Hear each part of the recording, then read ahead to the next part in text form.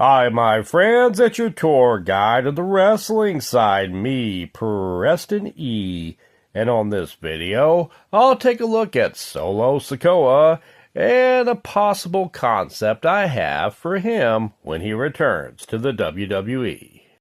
Solo Sikoa hasn't been the same since losing the Ula Fala, the little pepper plant necklace thingy, to Roman Reigns at the debut episode of Raw on Netflix. As a matter of fact, he only made one more appearance since then, as he showed up roughly a couple of weeks later on SmackDown, only to abandon the ring without saying a word as he exited through the crowd with his red Usher snazzy-looking jacket, leaving his faction brothers Jacob Fatu and Tama Tonga alone in the ring. On this video, I'll explore what I think could be in store for Solo Sikoa once he eventually returns to WWE TV. I think Solo will eventually return after doing some soul searching back to SmackDown to try and rejoin Jacob Fatu, Tama Tonga, and Tonga Loa if he has returned from injury by then.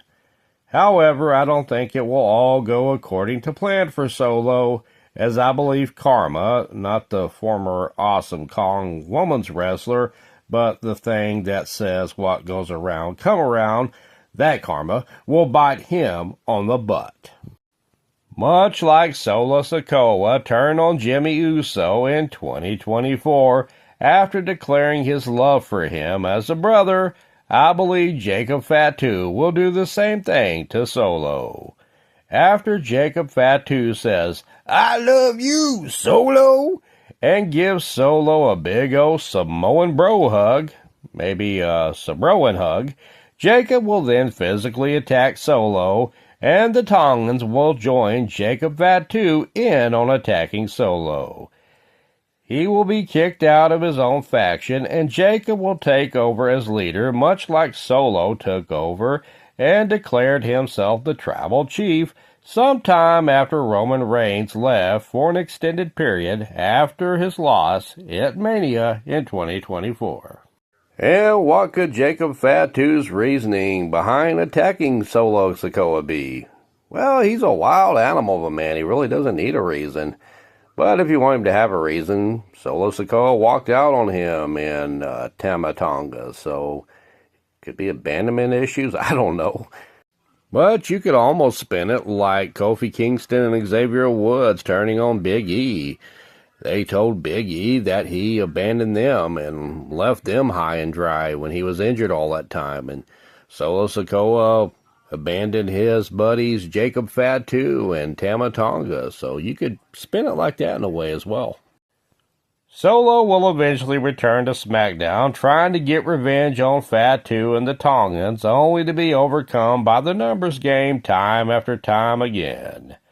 Eventually, Solo will reluctantly swallow his pride and make his way to Raw, trying to make amends with Roman Reigns and the Usos, declaring Roman as the one true tribal chief. Of course, Roman and the Usos will not so quickly and easily forgive the treason and traitor that Solo became after attacking Jimmy in 2024 and declaring himself as tribal chief. Eventually, Jacob Fatu and the Tongans, being the wild pack of wolves that they are, will cross over as invaders on Raw to attack Roman Reigns and the Usos. These attacks will continue both backstage, in parking lots, and other places, as well as in the ring, as the Rogue Bloodline 3.0 group that Jacob Fatu is in charge of knows no limits.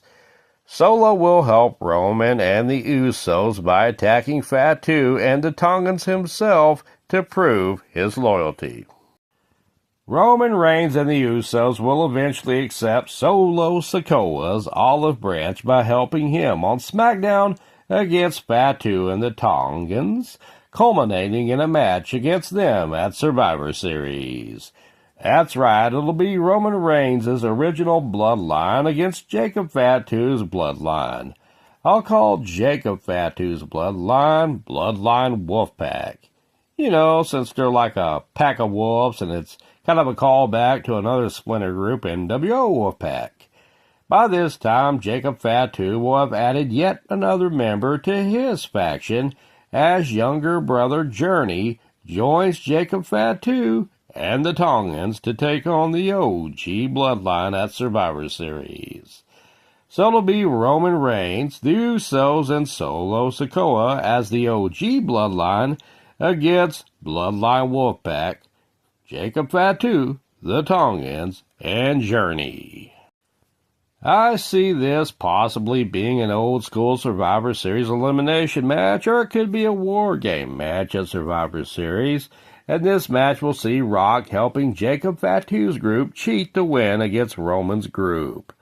Rock will declare that Solo Sikoa let him down by failing to beat Roman in the Tribal Chief match, and declare Jacob Fatu the future of the Samoan dynasty and also his choice for a tribal chief.